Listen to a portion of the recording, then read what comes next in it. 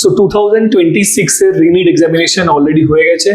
এর পরের যেটা কাজ, স্টুডেন্টদের মাথায় যে প্রশ্নটা থাকে যে what will be the expected cut off. তো গতবারে যখন নিট এক্সামটা হয়েছিল আমরা একটু পরেই নিয়ে এসেছিলাম ভিডিওটা এক্সপেক্টেড কাট অফ এর, ঠিক একইভাবে আমরা এবারও কিন্তু একটু লেটে ভিডিওটা নিয়ে এসেছি তোমাদের জন্য। তার পেছনে অনেকগুলো কারণ আছে, বিকজ যে সমস্ত স্টুডেন্টরা পরীক্ষা দিয়েছে একটু মিক্সড ফিলিং আমরা পেয়েছি স্টুডেন্টদের কাছ থেকে। তারা এক্সপেক্ট যেভাবে করেছিল পরীক্ষাটা সেভাবে যায়নি, তো তারা একটু চেক করতেও টাইম নিয়েছে। তো আমরা সেজন্য সমস্ত স্টুডেন্টদের কাছ থেকে প্রপার ইনফরমেশন পাওয়ার পরেই কিন্তু আজকের এই ভিডিওটা আমরা নিয়ে এসেছি। তো ওভারঅল যদি আমরা ডিফিকাল্টি লেভেল দেখি, পেপারটা কিন্তু লেন্দি প্লাস ট্রিকি দুটোই ছিল। সেটা আমরা আজকে সবার কাছ থেকে জানবো, আমাদের সাবজেক্ট টিচার যারা আছেন। স্যার আপনারা আসলে একটুখানি, তো মোটামুটি কিরকম কি পেপার, স্যার বায়োলজি নিয়ে যদি আমরা শুরু করি জিনিসটা, তো কেমন কি ছিল বায়োলজির পেপারটা নিয়ে? আপনি কি, আপনার কি মানে অবজারভেশন এই রিনিট এক্সামে?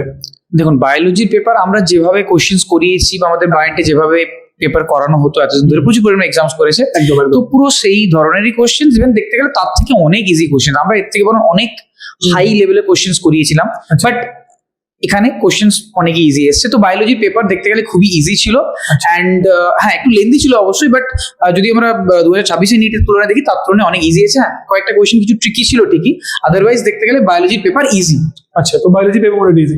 তো এরপর ফিজিক্সের জন্য অভিক স্যার ফিজিক্সের পেপারটা নিয়ে তো সব থেকে কন্ট্রোভার্সি যেটা নিয়ে হচ্ছে সেটা ফিজিক্স পেপার।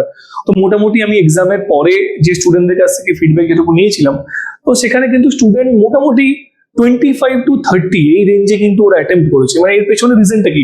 মানে কোশ্চেন কি খুব ডিফিকাল্ট ছিল না কিভাবে, কেন এই নাম্বারটা বিশাল লেন্দি ছিল? আমাদের কাছে ফিজিক্সের জন্য একটা জিনিস বুঝতে হবে, ফিজিক্স কনসেপচুয়ালি যতই কনসেপচুয়াল দেখ, 1 মিনিটের মধ্যে সময় করতে হবে। কারেক্ট, 1 মিনিটের মধ্যে। আমি নিজে এত বছর মানে ফিজিক্স পড়ি, আমি যখন নিজে পেপারটা অ্যাটেম্প করি আমার নিজে লেগেছে 1.5 ঘন্টা পাবো।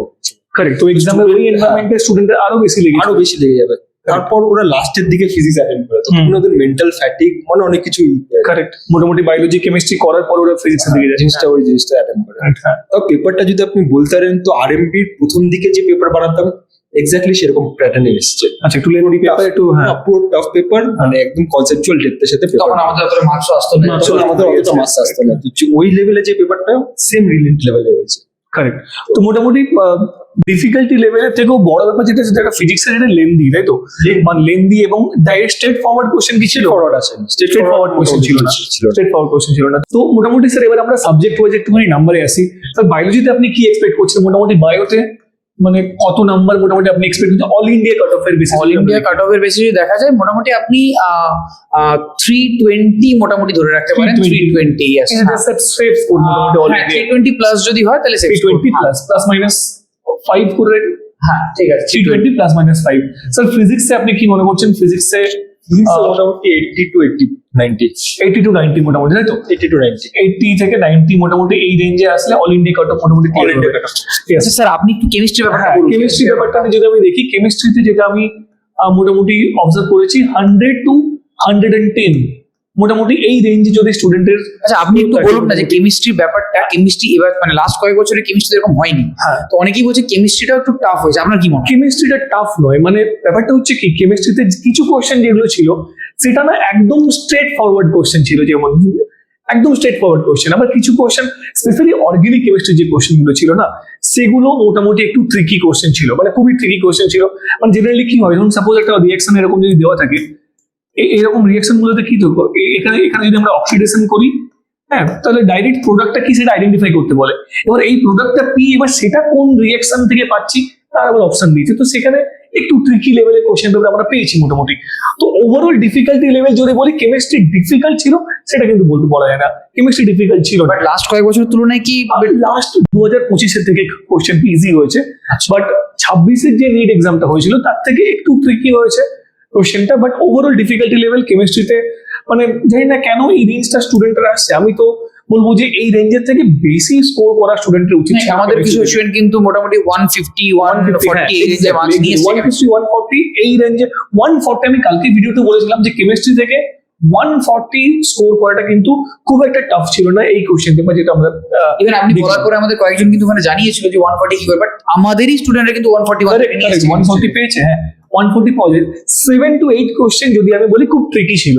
তো 7 to 8 45 থেকে যদি আমরা বাদ দিয়ে দিই, 45 থেকে যদি আমরা 7 কোশ্চেন বাদ দিই তাহলে মোটামুটি 38 কোশ্চেন হচ্ছে না, 38 কোশ্চেন ইজিলি করা যেতে পারতো। আমি 140 বলেছি সেখান থেকে, ঠিক আছে মোটামুটি। তো মোটামুটি স্যার এখান থেকে যদি আমরা দেখি তাহলে AIQ যদি আমরা কাট অফের জন্য বলি, নাম্বারটা মোটামুটি কিরকম কি আসছে যদি দেখি, আমরা 320 এখানে দেখলাম, এখানে আমরা লোয়েস্ট রেঞ্জটা নিয়েই চলছি, তাহলে এটা যদি আমরা 80 ধরি, এখানে যদি আমরা 110 ধরে রাখাটাই উচিত। এটা যদি করি আমরা তাহলে 8 2 10 1 11 3 4 5 মোটামুটি এইটা আসছে। এটা 90 ধরবো তাই তো, এটা ফিজিক্সটা যদি 90 ধরে নিই তাহলে মোটামুটি কিরকম রেঞ্জে আসছে যদি আমরা ধরি তাহলে 520 আসছে তাই তো। তো 520 মোটামুটি একটা সেফ স্কোর আমরা বলতে পারি অল ইন্ডিয়া কাট অফের জন্য।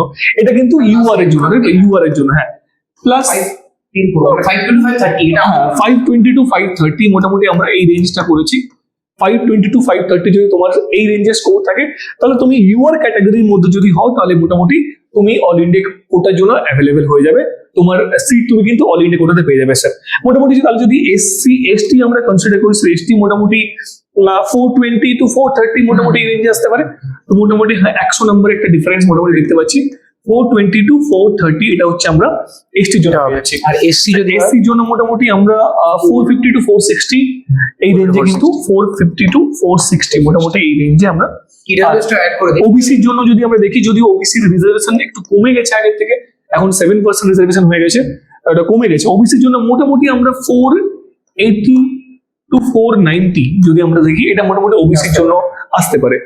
আর এর সঙ্গে একটা আছে EWS। হ্যাঁ, তো এই EWS এর জন্য মোটামুটি স্যার কত, আমরা মোটামুটি 30 to 40 মার্কস ওই একই রেঞ্জে 490 to 500। হ্যাঁ, 490 থেকে 500 কিন্তু এই রেঞ্জে মোটামুটি যদি স্কোর থাকে তাহলে কিন্তু এগুলো সবই কিন্তু অল ইন্ডিয়া কোটার জন্য বলছি। স্যার আপনি একটু ওয়েস্ট বেঙ্গল, বিকজ আমাদের স্টুডেন্টরা তো অনেকে ওয়েস্ট বেঙ্গল স্টেট কোটার জন্য অ্যাপ্লাই করবে, তো স্টেট কোটার জন্য আপনার কি মনে হচ্ছে, কিরকম কি হতে পারে, একটুখানি অ্যানালিসিসটা। ওয়েস্ট বেঙ্গলের ব্যাপারে আমাদের একটা আলাদা সেপারেট ভিডিও যদিও আসবে, বাট স্টিল আমি একটু আইডিয়া দিয়ে দিচ্ছি ওয়েস্ট বেঙ্গলে কি হতে পারে। আমরা মোটামুটি লাস্ট কয়েক বছরে দেখে এসেছি যে AIQ তে যা হয় ওয়েস্ট বেঙ্গলে প্রায় 20-25 মতো মার্কস কম আসে, ঠিক আছে। তো সেই হিসাবে আমরা এক্সপেক্ট করতে এবার পারি কি স্যার আমরা আর ওর থেকেও কম এক্সপেক্ট করছি 20-25 নাকি ওটা মোটামুটি range? দেখুন, অনেকগুলো 3টে ফ্যাক্টর উপর ডিপেন্ড করে। ফার্স্ট ফ্যাক্টর যেটা হচ্ছে সিট, এবছর অনেকগুলো সিট বেড়েছে। হ্যাঁ, সিট বেড়েছে। আমরা টোটাল যতদূর জানতে পেরেছি 11,000 এর মতো টোটাল সিট বাড়তে পারে অল ইন্ডিয়া। All India-তে, হ্যাঁ। সেখানে আমাদের যদি ওয়েস্ট বেঙ্গলে 1000 মতো সিট বেড়ে থাকে বা ওই রেঞ্জে, তাহলে কিন্তু আগের বার মোটামুটি ক্লোজিং র্যাঙ্ক আমাদের কি ছিল, 47,000 অব্দি নেমেছে, যেটা Closing এবছর 48,000 অব্দি যেতে পারে, যেহেতু 1000টা সিট আরো Exactly, বাড়ছে exactly. মোটামুটি, ঠিক আছে। এন্ড আমরা যদি এখানে কাট অফ দেখি, যেটা আমাদের 505 to 515, আচ্ছা, এটা আমরা UR এর জন্য বলছি তাই তো? এটা আমরা ইউআর এর জন্য বলছি। হ্যাঁ। এটা West Bengal cut off, West Bengal cut off. এটা ওয়েস্ট বেঙ্গল কাট অফ তাহলে 500 থেকে যদি মোটামুটি 515 এই রেঞ্জে তোমার থাকে, তুমি তাহলে সেফ জোনে আছো, তোমার চিন্তা করার একেবারেই কোনো দরকার নেই। মোটামুটি এই রেঞ্জে সেফ জোনেই থাকছো তুমি, মানে স্টেট কোটার জন্য তুমি কিন্তু একটা সিট এলিজিবল হতে পারবে তুমি। হ্যাঁ, মোটামুটি এবার এই হিসাবে তোমরা মোটামুটি STS UR বাকি যে সিট গুলো আছে আমরা ডিটেল ওয়েস্ট বেঙ্গলের ভিডিও নিয়ে আসবো। আজকে মোটামুটি আজকের ভিডিওটা আমরা ফোকাস করেছিলাম অল ইন্ডিয়া কোটাটা নিয়ে। তো আশা করি তোমাদের এই কাট অফের ভিডিওটা দেখার পর তোমরা মোটামুটি একটা আইডিয়া পেয়ে যাবে যে কিরকম কি মার্কস থাকলে তোমরা অল ইন্ডিয়া কোটার জন্য কাউন্সিলিং এর জন্য তোমরা অ্যাপ্লিকেবল হবে, ঠিক আছে। যদি তোমাদের কোনো কোয়েরিজ থাকে, যদি তোমাদের কোনো মার্কস নিয়ে তোমার মার্কস কত আসছে যদি তোমরা সেটা জানতে চাও, যে এটা অল ইন্ডিয়া কোটা বা স্টেট কোটার জন্য কোন কোন কলেজের জন্য যদি কাউন্সিলিং কোনো রকম কোনো হেল্প চাও, তাহলে এই ভিডিওর কমেন্ট সেকশনে তোমার মার্কস এবং তোমার আমাদের যে ডিটেলস থাকবে সেখানে আমাদের টিমের সাথে কন্ট্যাক্ট করো, ডেফিনেটলি তোমাকে কাউন্সিলিং আমরা হেল্প করবো। ওকে, সো বাইন্ড একাডেমি সবসময় তোমাদের পাশে আছে, তোমাদের সাথে আছে, তোমাদের ফিউচার মেডিকেল জার্নির জন্য অনেক অনেক শুভেচ্ছা রইলো। এবং যারা আগামী দিনে ফিউচার ডক্টর হওয়ার ভাবনা চিন্তা করছো, আমাদের কিন্তু রিপিটার্স মেডিকেল ব্যাচ অলরেডি শুরু হয়ে গেছে। সমস্ত কিছু ভুলে এবং একটা ফ্রেশ স্টার্ট করার জন্য তোমরা কিন্তু এখনই নিজেকে এনরোল করো বাইন্ড একাডেমির আমাদের রিপিটার্স ব্যাচে। অ্যাডমিশনের জন্য কিন্তু কন্ট্যাক্ট করো অবশ্যই, ঠিক আছে। দেখা হচ্ছে পরের ভিডিওতে, ডিটেলস ভিডিওতে স্যার আবার স্টেট কাট অফ নিয়ে আসবেন, তখন দেখা হচ্ছে। ভালো থেকো, সুস্থ থেকো, থ্যাংক ইউ।